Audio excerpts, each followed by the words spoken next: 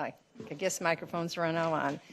Good evening. I'd like to open the workshop agenda Monday, September 22nd at 5 p.m. I just want to be informed before we start, there is a regular meeting tonight that will have to start at 6 p.m. because due to public hearings.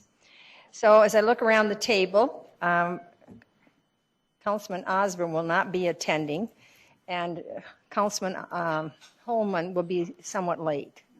We expect her at least by the main meeting. So we have two items on tonight's work session agenda. The first item is an overview of the accreditation process for the Public Safety Department, and Fire Chief Louisi and Police Chief Geyer to present.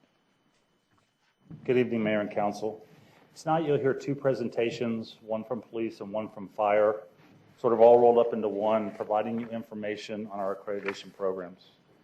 At any time during our presentation, if you have any questions, please stop us. We'll be happy to answer those. Thank you.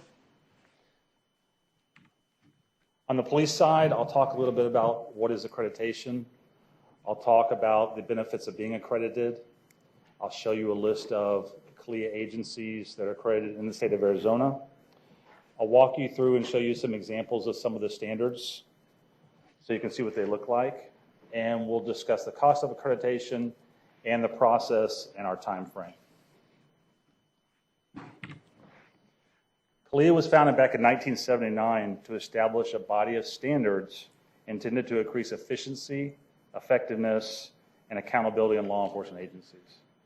The commission is a joint effort of four highly respected national law enforcement organizations, including the International Association of Chiefs of Police, the National Organization of Black Law Enforcement Executives, the National Sheriff's Association, and the Police Executive Research Forum. Some of the benefits of accreditation: provides an improved delivery of law enforcement services. The accreditation standards require us to be efficient and effective in everything that we do. It allows us to meet and exceed nationally established benchmarks. It provides national recognition of professional excellence, really no different than hospitals which are accredited, universities, colleges, and other professional services which have accreditation bodies. It allows for improved trust and community understanding. It provides enhanced morale through the agency by knowing our policies and practices are the best of the best. It mandates we have best practices and model policies and procedures. It's not just because that I say we have those policies and best practice policies and procedures, but it's proven and documented. It can reduce liability. CLIA agencies have 17% fewer lawsuits and 35% less payout than non-accredited agencies. And also we're talking about personal liability for our police officers.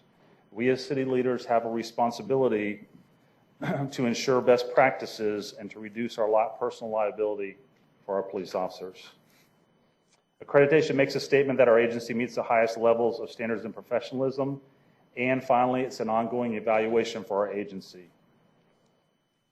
It'll ensure that we always have the most up-to-date policies and procedures, and will prevent failures in situations like having to have Citygate and outside consultants come in and evaluate in the police department. Some things accreditation does not do. Police accreditation does not require the purchase of equipment, vehicles, or facilities. It does not dictate staffing ratios or formulas. It will not tell us how many officers that we should or have to have. For example, agencies as small as a 4-person agency in Maine is nationally accredited, and agencies as large as the California Highway Patrol with over 10,000 officers is accredited. And it does not require the implementation of new programs. Basically, it directs us in developing best practice policies and model procedures. I just want to show you a few examples of some of the standards, and there are 446 of them that accredited agencies have to meet. For example, we have a policy on bias-based profiling, and basically CLIA says that you have to have a policy that defines profiling, that mandates training for your officers, and gives guidance on what is acceptable and unacceptable behavior as it relates to profiling. We have policies on investigations accountability, and how we do follow-up investigations and preliminary investigations. We have an all hazards plan. which basically is like the flow we had a couple weeks ago. It dictates our instant command system, and it tells us the responsibility of personnel in certain positions. And CLIA requires us to have evidence and property control system policies. There are also standards on everything from our management structure, operations, traffic enforcement, prisoner processing, and organizational standards. The chart on the board now gives you an idea of what Arizona agencies are accredited. You can see the top half, Buckeye, Goodyear, and the City of Maricopa are all starting the process or in the process. The agencies down below have all been awarded accreditation. And just a few facts, there are 634 agencies throughout the country who are nationally accredited. There are 150 agencies currently in the process to become accredited. So that equates to 2% of law enforcement agencies nationally meet the high standards of accreditation. And CLIA not only governs municipal police agency, but it covers county, state, and federal agencies, and university police departments. In fact, the University of Arizona, Arizona State University, and Northern Arizona University police departments are all accredited. Also, the Maricopa County Attorney's Office is accredited. Can I interrupt you? I know Yes, this. So you're accredited, and so I have to be very careful how I say this. So, so something unusual happens throughout the United States with an entity or some threat, okay, maybe a stateside threat. Okay, you have practices in which you have to follow, but maybe this particular thing that might happen sort of offends some of those practices. How do you all come together in order to meet the circumstances that are happening in your country or in your state or in your city, whatever it may be? How do you handle that? The best way I can answer that is say we had a big event like you're talking about. The CLIA Commission, which was explained in the beginning, would probably get together and develop a model policy. Okay. That would be put out first to the accredited agencies to look and see if they want to adopt that model policy. So that's normally how things like that happen is they come to us as model policies from CLIA, and we look at them. If it's something that we want to adopt, we can adopt it. Obviously, if we're a CLIA accredited agency, we would need to adopt it. Okay. So that's usually how that happens. All right, thank you. As far as the timeline, from the time you pay your fees and join CLIA, you have 36 months to become accredited. Knowing this, and knowing that was our focus 3 years ago, we spent the first year and a half getting our policies and procedures in place. That's the first big step for CLIA. And the worst mistake you can make is to jump on CLIA and pay your money, and then it takes you 2 years to get your policies in place because you're using all your time. So we did that first. We officially started with CLIA in May 2013. We're currently in a holding pattern. If we proceed, we will be in the self-assessment phase, which is that second phase in the greenish color. And the next step would be our compliance, meaning we have to take all 446 standards, create a file for them, and show how we are complying to their standards, whether it be through policies, whether it be through memos, whether it be whatever documentation we have to have in every one of those files for every one of those standards. So that would be next. Anticipated probably April, May of next year, we could do the next step, which is a mock assessment. That involves having CLIA assessors. It's an informal process, the mock, so probably within the state, come into our agency, look at all our compliance, look our agency over, go through our files and everything, and come up with a report to us to determine, hey, you're right on track, everything looks good for your assessment, or here's all the issues that you might have. From there, 6 months or so, we schedule our on-site, which is a very formal process. Assessors from somewhere outside of Arizona, there'll be 3 of them that would come in. They would do a very thorough and formal evaluation of our agency. They would probably talk to council, city management. We can even have a community meeting where we can, teach our residents the importance of accreditation and what that means. If the on-site group determines that, hey, we're where we need to be, then they'll make a recommendation to the commission. The commission will review it, determine if we meet accreditation, and then the award will be done. And that timeline probably takes us to the end of 2015. There is a reaccreditation phase that happens every 3 years once you're accredited. So you're good for 3 years after you receive your accreditation, and then reaccreditation comes. Our investment to date. It costs $10,100 for an agency our size to enter accreditation. The fees are based on agency size. That's our fee. That covers the agency for 3 years until they become accredited. Once accredited, the agency, as we stated, goes through reaccreditation every 3 years. The cost for reaccreditation is $5,000 every 3 years. Back in 2013, we paid that initial $10,100 to become a part of accreditation. The funds used to pay that were made available through budget savings. It wasn't an additional budget item. It was all covered by the PD through savings. We paid $6,014 to send 2 agency administrators and our detective, who we had assigned to CALEA, to conferences and to get him certified. That was paid through existing training funds and not an additional budgeted item. Power DMS, that's a web-based policy management system that we would have needed even if we didn't go through CALEA. We're constantly making revisions and changes and adding new policies. And the way it worked before is we have hundreds of policies. Some of them range from 1 page to 20 or 30 pages, some of the longer ones. Every time we would make a change, even if it was a word, we would have to send an entire paper copy to every single person in our agency out, just killing lots of trees.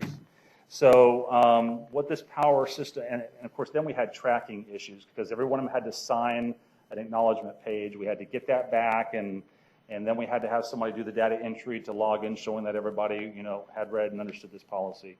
So Power DMS takes all that out of our hands. It basically, once we revise a policy, it sends it out electronically to every person in our agency. They have a certain number of days that they have to review it.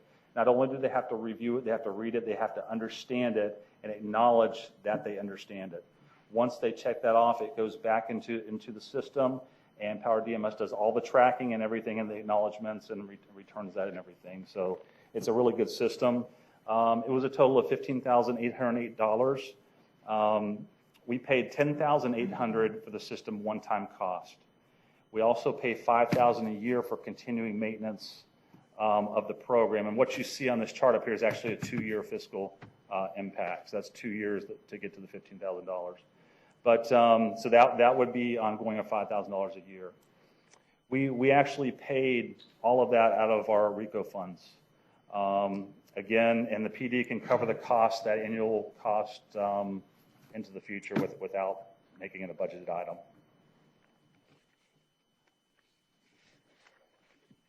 Can I ask a question?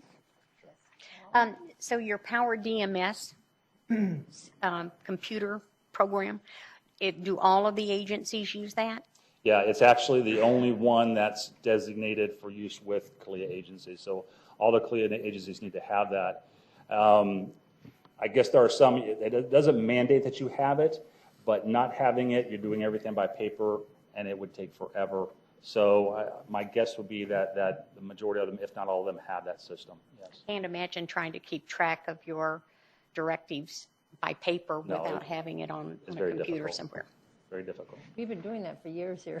I wasn't going to say that. Well, I have to say that. Okay. This is kind of catching up with where we should have been. Yes. So it's a good thing. Touching on our staffing costs. I'm sorry, we have a question here. Okay, go ahead.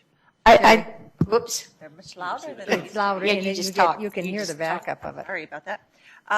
I think this is a great thing, and I'm really glad you guys are doing it. When we get to the reaccreditation, do they do everything again, the mock assessments, or is it a shorter period towards reaccreditation? What do they do? Well, the entire time, once you get accredited, then you start just doing your compliance for the next 3 years. And it is a full-time job to keep up with just the changes, new policies, and all that. It is a full-time job. So when it's time to get reaccredited, you're only doing you don't have to do a mock anymore. You're just doing the regular assessment where the assessors come in and do the reaccreditation. So if you keep up with everything, it's much easier just to keep it going as long as we can keep up. Okay. Right. I have a question. Do we ever use things like this? When I look at this and after reading through the program, I thought, this is just another great attribute to have when you're marketing your city.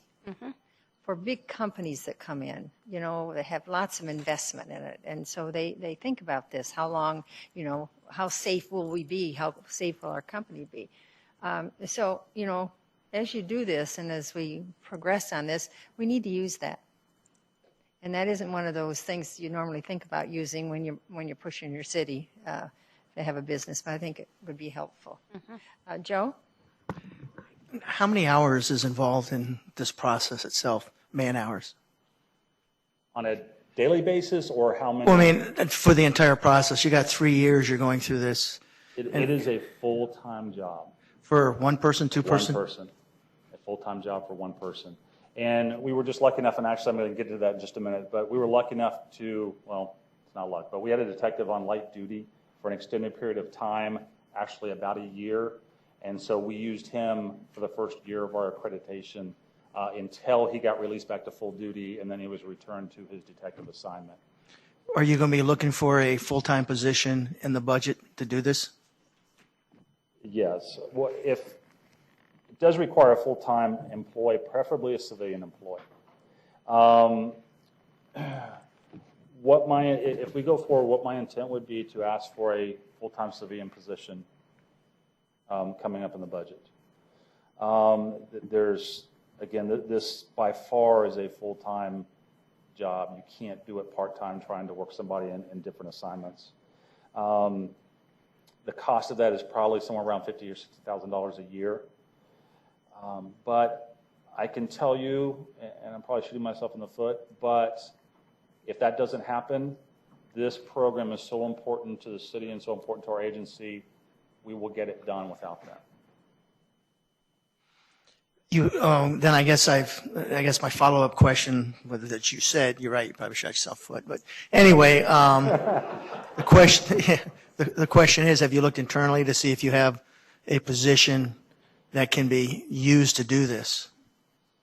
I don't know of any, and I have thought about this over and over and over. I don't know, but somehow we'll figure out a way to make it work if we need to. Can a contract I just don't person know do what it? that will be right now. Can a contract person do it? Possibly. Well, a volunteer couldn't do it because it wouldn't be consistent. You've got to have consistency if you're monitoring this, because one fall through the crack and it just snowballs. Correct. So I can understand why you say you've got to have someone do it full time. Absolutely. Bill? I noticed your next slide is questions, so I assume that that's where we're at. Chief? Yes, but I had a few more things on the last page. Go ahead, because maybe you're going to cover what I'm about to say. Okay, and that completes the presentation, but I did want to talk for a few minutes on really what CALEA will do for us. CALEA is a very coveted award that symbolizes professionalism, distinction, and competence in law enforcement agencies.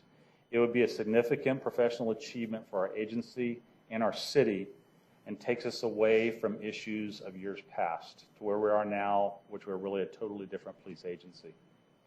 Accreditation would be our formal recognition of our commitment to excellence. It's a way of complying with both the city and the police department's strategic plans. It would prove our trusted commitment to our community. And again, not just because I'm saying it, I can get up here and tell you we're doing things and we're doing the right things, but we have formalized proof of that. It could reduce our liability and payouts in lawsuits. It increases agency morale. It gives us national recognition of excellence known throughout the county, state, and country. And I can tell you that when I interact with different chiefs throughout the valley, especially the Chandlers and the Peoria and the ones that are accredited, in the back of my mind, I have a different thought pattern when I talk to them, because I know they are doing things right. Their agencies are accredited. They are really the example and the best of the best. And that's what it really does. It proves we're the best of the best. It gives you confidence knowing that we have model policies and procedures, best practices that we're doing, that will get updates on new standards and changes in law enforcement. And again, as a chief, I can stand up in front of you in the community and say that we're doing things right, but the accreditation really proves that, we're the pinnacle, being one of the top agencies in the country. Any questions? Bill? All right. I'm just going to, I'm not a giant fan of accreditation. I think both of you guys know that. And while I appreciate the honor and prestige that will bring to us, I think you made a couple of comments tonight. One is that only 2% of the PDs in the entire country go through this. So if it was that important, I would think more than 2% of all the law enforcement agencies in the country would go through it. So I just want to point that out. The other thing that you mentioned was it prevents things like Citygate, and I don't know that we can actually say that a bad situation is a bad situation, whether you've got an accreditation sticker on your car or not. I don't think you can stop individual behaviors, with that. So, and realistically, I think from a budgeting perspective, we're really talking about a position that's a full-time position. If I remember the way we've done this in the past, is we try to budget about $100,000 a year per position to include benefits and all the rest of that. So we're talking about a pretty significant financial investment by the city at $100,000 a year, plus the request of another FTE to move forward that the chief has already said he doesn't necessarily need. He'll figure out how to do it without it. I didn't necessarily need it. So, and I'm not putting words in your mouth, yeah. But, I think we need to look beyond the prestige and, the question that can we equate that $100,000 investment to something besides we feel better about ourselves? Can we say that our, statistically prove that our crime rate is going to go down? I mean, it's pretty low already as it is. Can we, are there things that we can point to that the citizens of the community who say, you just spent another $100,000 on this, whatever that is, that there's a value in that and a return on my investment as a citizen? And I haven't heard that other than the prestige of that. And then finally, the one question that I did have is, did we run this through the PBB process, and how did it score?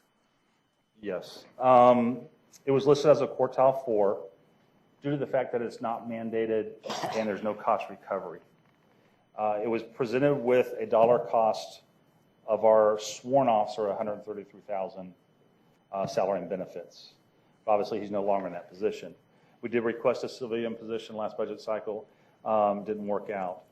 But even though it's a quartile 4, we have a lot of programs in quartile 4. We have YANA, professional standards as a quartile 4, our Citizens Police Academy, our CompStat, our crime analysts.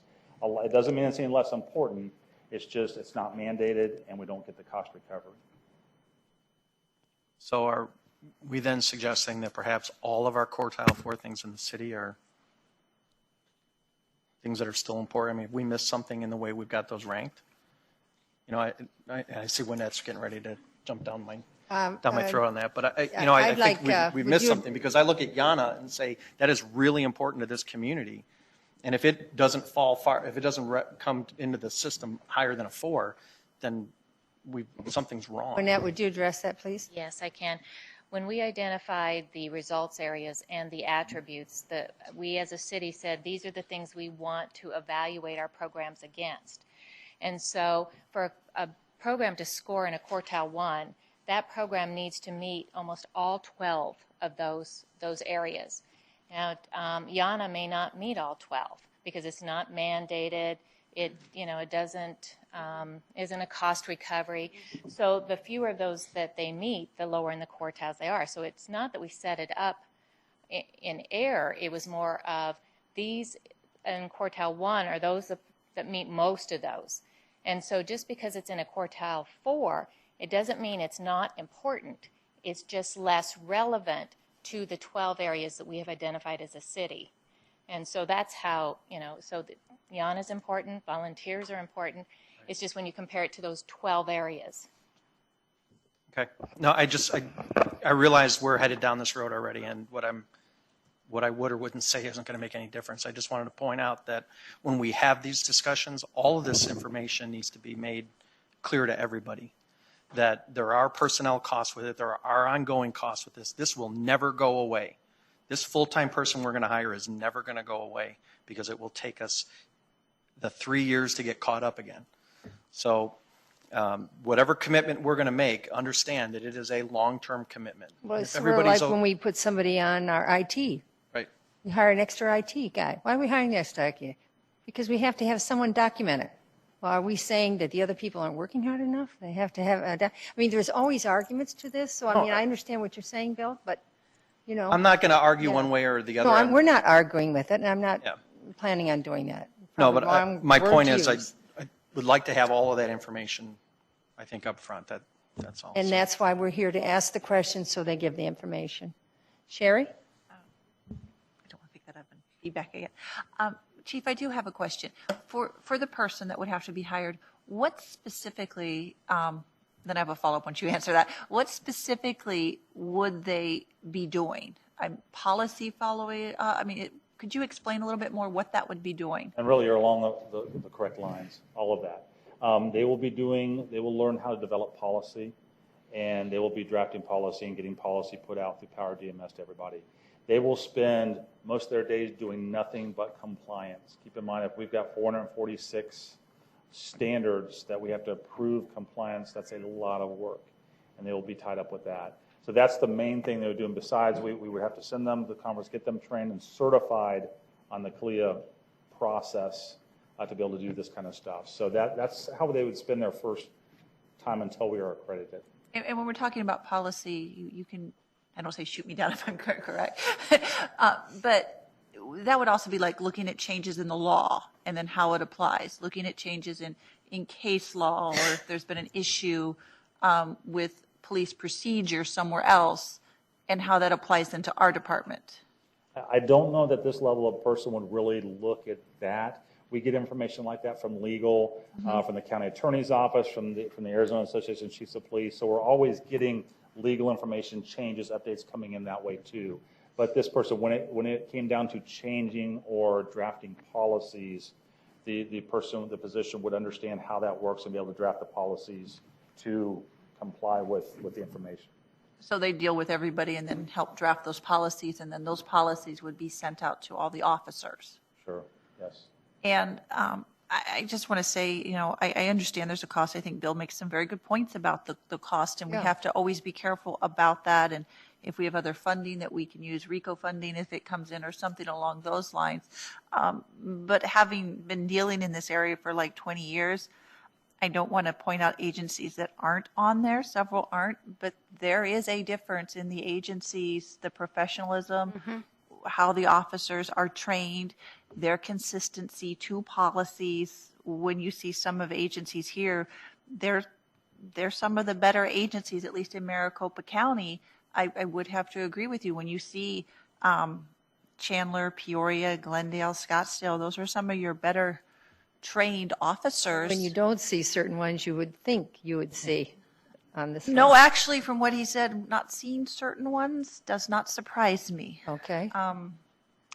Again, I don't want to say Well, I didn't single either, anyone out, so- but there's several there that it does not surprise me that you don't see, and there are problems and there are lawsuits, and those do cost the city. So I think we do need to balance that, and if we can do part of it with RICO funding, part of it with something along those lines, I think Bill makes some good points how we can look to best fund it, but I think it's a good way to keep pursuing. Joe? Just a comment for me when it comes. I'm very risk adverse, and I think some of our biggest challenges in the past was exposure to risk, maybe improperly trained, improper procedures, whatever the case may be. I would love to see if you have any on the higher level of the cert, some correlations, because you had mentioned about some of the lawsuits, the reduction in the exposure, how that translates into maybe a better trained, one that's better hired, better professional staff. Because I've always been a big proponent of, when it comes to the staff, I want them to well-trained. I want them, make sure that they have the right tools, because frontline public safety, if they're not doing what they're supposed to, can be very expensive to a city. So if you can get me any stats along those lines, it would be very appreciative. Thanks. Work on that.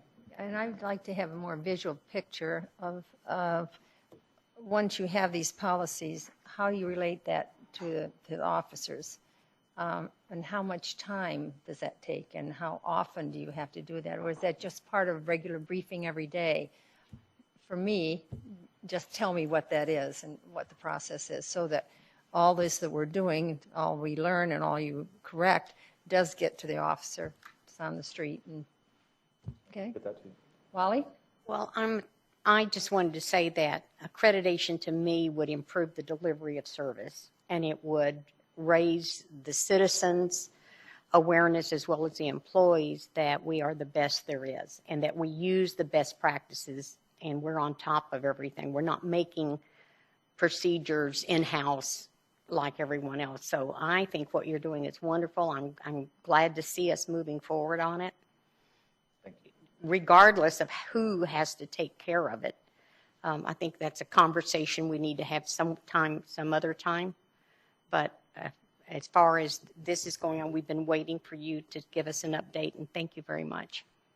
And I do think that the questions asked by council are pertinent, because it could be a citizen asking that very same question and not understanding the clear picture. If you haven't been in public safety, which many of us have not been in, there is a big cloud of understanding there, misunderstanding or not understanding it. So if you could make that clear so that the public understands why we're doing this.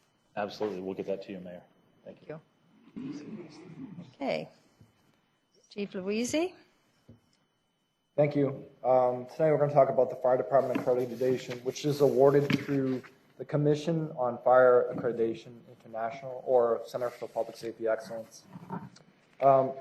Essentially, it is what we are doing, why we're doing it, how well is it working, and then how can we make it better.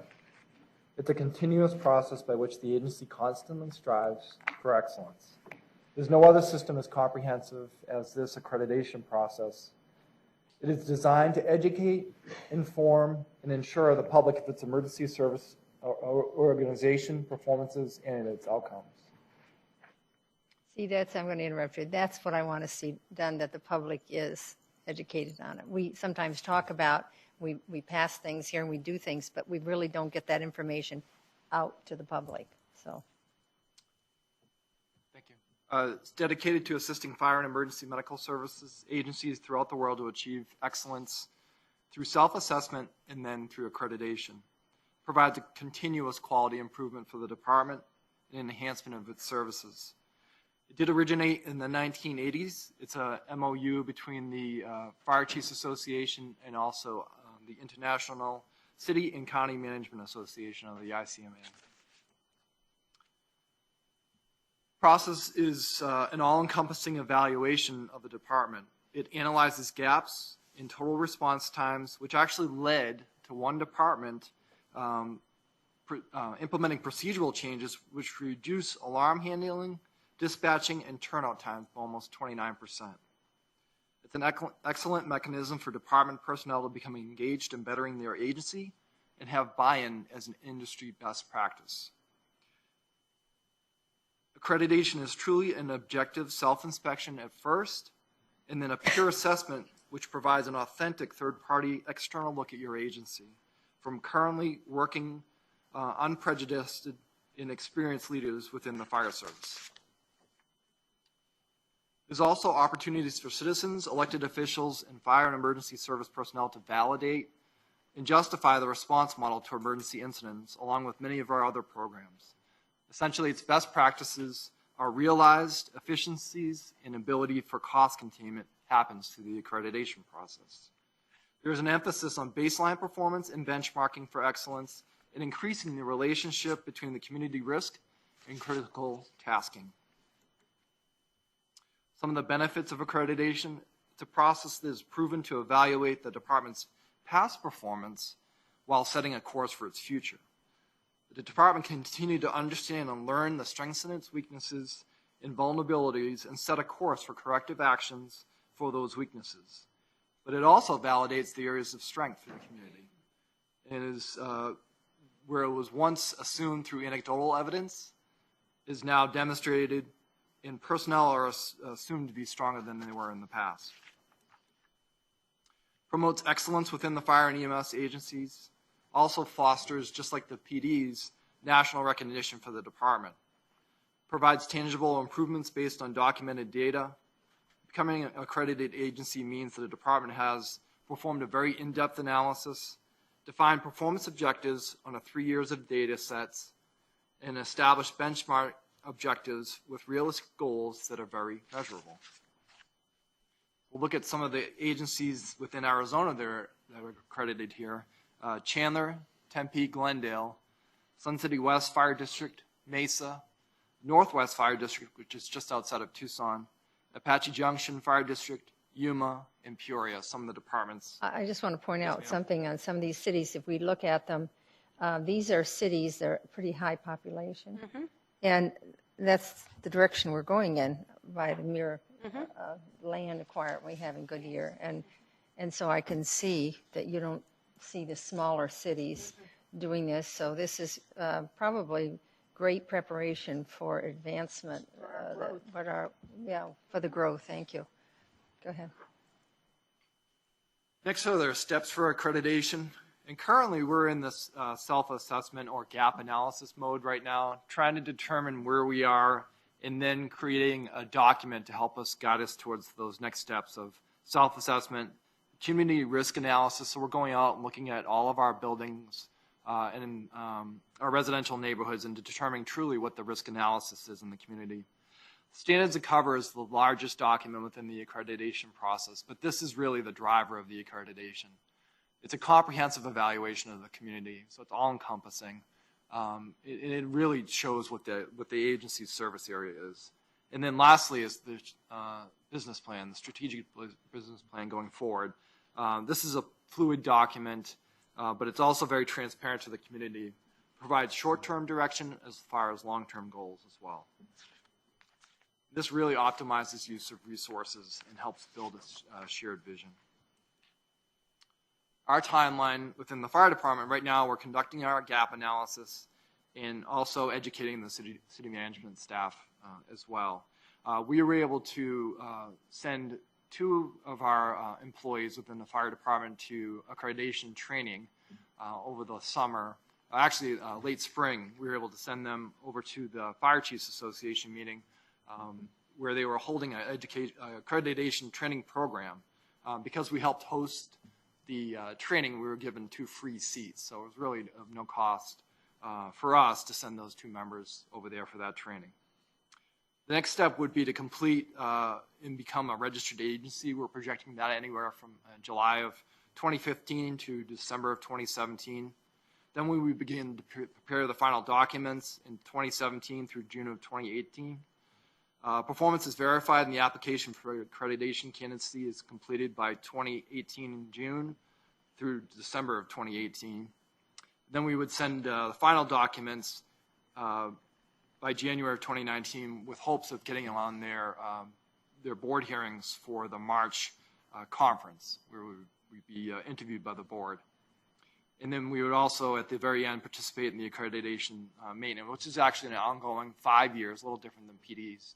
It's a 5-year process, but every year we would have to submit compliance reporting to the agency. Currently, costs, really we have not expended any costs at this point, but going forward, to become a registered agency would be $540. Then to become the applicant agency would be $6,750. To become a candidate is $6,000, and then the accreditation achievement would be $1,500. The time frame between those that would be happening? We're figuring it's going to be fiscal years That's as they follow through. Yeah. So you're saying each one of these would probably be in the next fiscal year? Yes, over the next 4 fiscal years. Right. So you spread out the cost. Yes. It doesn't happen all at one time. All correct. Right. And our plan, if we do go forward with the accreditation project, our plan would to be pull that one of that employees off the line, essentially onto days. And right now we are estimating that salary at about $60,000. We would also use some of our management staff to assist. Particularly our management analyst would work about 50% of her time would be dedicated towards the accreditation process, at least for the very first year. And then we would determine at that point the cost moving forward. Now, obviously, there's a cost for backfill for the employee that comes off the line off a shift. While that would not occur every day, there was always that chance that we would have to backfill that person with overtime. So there's an associated cost with that, but we wouldn't really know that until we get into it. So right now we're estimating our total personnel cost to be right around $103,000, give or take, and that would be for the first year of accreditation. Just stop right. How many firemen we have as compared to police officers? Uh, A number of fire. Sworn firefighters right now we have 91. About 97 sworn. Thank you. Joe? Last week when we talked about the enterprise resource, was it ERP process or whatever? And one of the things I was hoping to get out of that was once we become automated, we're going to be able to stretch our resources as far as personnel is concerned. And I talk about that in the fire because there's a lot of paper processes going on right now. Yes. So I guess my question I ask, and that's where I was trying to get to, with this implemented of the system, will, like the paper control of payroll and the Excel spreadsheet, et cetera, will some of that be freed up in which we can negate this cost because that time that they're using to do that once we implement this process, and that's what I was trying to get to last week, will we be able to reallocate those resources to doing just what you're asking for? Yeah, absolutely. Currently, it's incredible, but currently our payroll person spends about 4 days on our fire department payroll because it is so complex. So hopefully through the ERP solution, we'll be able to reduce that time down. I'm hoping to even a day, if we're lucky. But that's what we're striving towards. And obviously, we'd be able to free up more time, reassign her as a resource, or reassign other work to her, and then be able to free somebody else up. Yeah. So we see a lot of efficiencies coming out of the ERP process. And you can see where I'm coming from. If the efficiencies pop up, maybe some of these additional resources can be reallocated Absolutely. to cut those costs down. Because my biggest concern when you get to the backfilling is if you take them off the line, that means you're going to bring somebody in and maybe overtime. Correct. So that gets more expensive than paying a straight time for a non-sworn individual. So that would be a concern. And that's where I was hoping where the ERP system may help us stretch some of those resources out. So just a thought. Yeah, absolutely. Sherry? I guess you said you're still doing the gap analysis Yes. now. So when you're doing your analysis, are you looking at just now, or are you kind of projecting out future what we'll need? We're also looking at the future. And, a lot of what we're doing right now is even as we construct policies, we're looking for best practice and being able to put it in a process that, knowing if we do go to accreditation, they're going to want to see it in a certain format or a certain process, a review cycle of those policies at a certain date and time, depending on the type of policy that it is. So we're planning for the future of accreditation, and we're trying to bring those best practices in as we start to change things. And really, the gap analysis is right now just telling us what are we missing, or where do we have to go to find that information. And that's been a really comprehensive look at the department. And then if we are given the go-ahead to move forward, then we'll probably bring that person in off a shift, and that will be their sole focus, just like on the police side, to be able to look at the entire accreditation process and be able to build a lot of those documents for it. Yeah, when you get to the gap analysis completed, I think it'd be interesting to see where those holes are. Yeah. So we can help fix those holes and where we're missing for just public safety. I think that'd be great. Absolutely. Any other questions? All right. Thank you very much for the presentation. Very informative.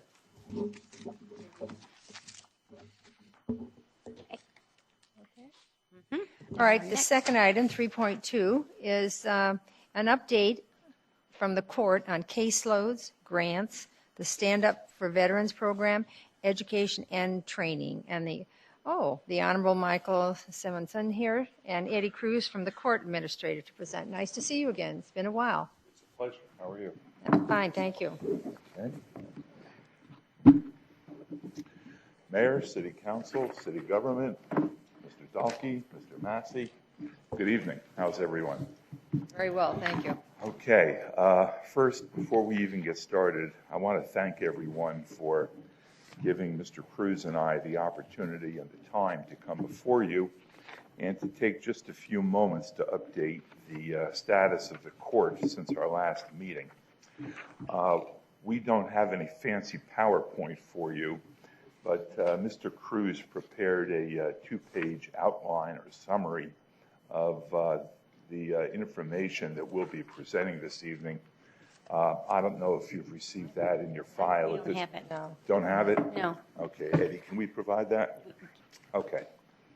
I know that you all want to start your meeting promptly at 6 o'clock, so. Actually, a couple, we need to get up to the dais, so we need a few minutes before that. 2 So minutes, we're putting okay. pressure on you, sorry about Okay, that. then with the mayor's permission, I'll begin at the top Go of the. ahead. Okay. For the fiscal year ended this year, 2014, we handled a total caseload of 8,939 cases. This was a higher caseload than the 2 previous years. Now, breaking down that caseload just a little bit, in terms of misdemeanor crime, which for our purposes would include all domestic violence crime, which is very much in the news these days, as well as assaults and other types of crimes that are not related to domestic violence, and of course the usual shoplifting, theft, trespassing, etc. We handled 1,044 cases, and that was an equal number to the prior year. So that number seems to be standing relatively firm. Now, in terms of criminal traffic, which is a much more numerous, much heavier caseload than the regular misdemeanor crime, for our purposes this evening, criminal traffic includes what we call the excessive speeding tickets. In other words, the criminal speeding tickets, as well as the driving on suspended license tickets, and of course, at the top of the pile, the DUIs. This caseload this past year was 1,464. And although I don't have an exact number on this yet, the DUI component of that was up significantly. I do attribute that to increased enforcement on the part of our police department. So I believe that that explains that particular statistic.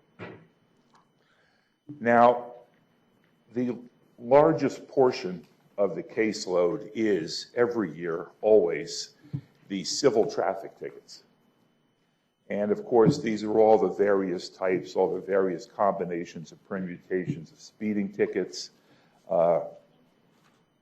running red lights, running stop signs, failure to back in safety, all the various civil traffic tickets. And this year, there were 5,923 of these. Once again, that is up from the previous year. Now, the other area that shows a steady increase over the past couple of years are the civil protective orders. And if you received the first page of Eddie's information sheet, you can see that in 2012 there was 226, in 2013 243, and in 2014 it was up again to 256. Now, there really are 2 types of civil protective orders, and for our purposes tonight, we didn't break these down, but there is the order of protection, which is the order that's issued where there's a certain type of relationship between the parties, and there is the injunction prohibiting harassment, where there really is no relationship except that ostensibly for some reason one party is harassing another. So those, however, you can see that there is a small but steady increase. Now, I do just want to take a moment to point out that included in these numbers are the orders and the injunctions that we issue on a Friday. And the reason I point that out is the City of Avondale Municipal Court is closed on Friday.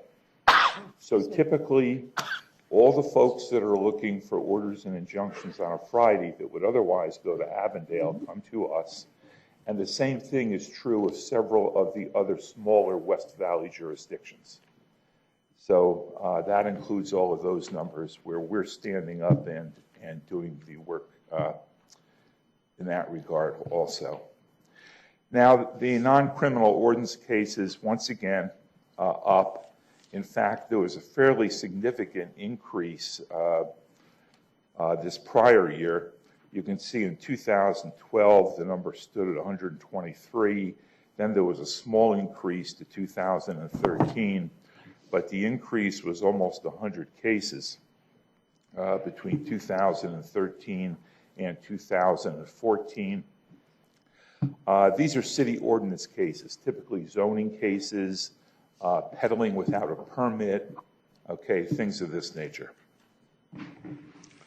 Okay, before I go any further, any questions about the caseloads for the last fiscal year?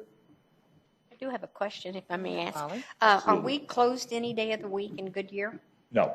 Okay, so when the folks anywhere else that needs to do a protection order and they come to our courts, then we get the fee. Well, except there is Friday. Except there is no fee. Oh, there's no fee at all? Oh, darn. No, I know. I hear that. No, we can't You charge like your for thinking them. revenue. Well, yeah, I was just going to say, that's fine if we have a lot of cases if they're paying a fee, but okay. No, we Okay, can't any other charge for them. questions? Let's go. In fact, if the plaintiff is located in Goodyear, we're obligated to have Goodyear PD serve that on the defendant, and we can't serve a service fee. We can't charge a service fee either. Now, we can if the plaintiff is from another jurisdiction. Okay, Okay, but not if they're from our city. okay, thank you. Yes, ma'am, no problem. Okay, we'll move on to the grants section then. As I'm sure you're all well aware, we were somehow able to provide $47,000 for AV upgrades, and I do believe that's either fully completed or well in the process. Is that correct? All right. And then more recently, we provided another $10,000 just for the microphone upgrades, which I believe are the microphones that we're using right now. Greatly appreciate, thank Okay, you. right now, okay. Now, the only other thing, in terms of the grants, once again, there is, good evening, ma'am. How are you? Okay. Okay, once again, there's been some conversation, primarily between our court administrator, Mr. Cruz, and Officer DeHaan of PD, with regard to going to what we refer to as e-citations, where an officer can issue a traffic ticket right out there on the street, and by putting it into the electronic device, it comes out in the courtroom, in the courthouse, excuse me, as a complaint. This topic has sort of come up in the past a few times, and for whatever reason, it just hasn't happened. I believe that currently we are in a position where we could receive a grant of up to $40,000 to assist in a project like this if all parties were willing to go through with it. Now, I will say this, although we are probably willing and able to contribute the $40,000 to the project, I believe the project is more largely a PD project. PD has to be on board with it and has to see the benefit of it and has to be willing to follow through with it. If PD doesn't see the sense to it or thinks it's a waste of time or waste of money, then once again, there's no point in pursuing the project, whether our $40,000 is available for that purpose or not. So it's really, I consider it to be in PD's hands at this point. All right. By the way, also, I understand from my conversations with Mr. Cruz that Any amount that would be necessary in excess of the $40,000 would have to come from some other source. Apparently, we're able to come up with the $40,000. Okay. Going on to the second page, I take a lot of pride in announcing that our court, once again, for the second year in a row, is going to participate in the Stand Up for Veterans program. We view this as a very, very important program. It's not only important for Goodyear because we're a military community, it's important for Maricopa County and for the state of Arizona. Mr. Cruz is going to be distributing the publicity flyer that's gone out about this program. I have already exercised my judicial discretion to appoint and nominate Judge Elizabeth Finn, who is the chief presiding judge of the City of Glendale Municipal Court, to act as our pro tem judge. That's a little bit backwards because I used to be her pro tem judge. But to act as our pro tem judge in handling the Goodyear veterans that come before the court at that time. And as you can see from the list, there are a number of other services that are being provided to the veterans that appear for that program. Now, this is only the second year for this particular program. And this is being held, as a matter of fact, this coming Saturday, the 27th, at Glendale Community College. The first year, which was last year, where we didn't have the participation, the buy-in, if you will, and we didn't have the publicity that we have this year, we served almost 1,500 veterans in that one day. We're hoping that it'll be even bigger, and if size is any criteria, more successful than last year. In addition to the flyers, we're also going to be doing some radio advertising on this. So we're hoping that it's even bigger and more successful. I want to drop down, if we could, because I know you're tight on time right this second, to staff training and education. I'm very pleased to say that Crystal Whalen McCreary has now been appointed to the Limited Jurisdiction Court Code Standardization Committee, and that our court administrator, Mr. Eddie Cruz, is now the municipal court director of the Arizona Courts Association, and our bailiff, Ms. Priscilla Pena, is now the treasurer of the Arizona Courts Association. So we can all take pride that our court is participating statewide. We're among leaders statewide in serving the judicial and the justice system. I think that pleases the council. Thank you for that. Good job, Eddie. Okay. Any questions? Any questions? Just appreciate the update. Happy Thank to you. be here. Always happy to do it. It's a pleasure. Thank you all Thank you. very I much. put the pressure on you. You did an excellent job. I don't know giving us about some that, time. but still. So I'm going to adjourn this meeting. Workshop adjourned.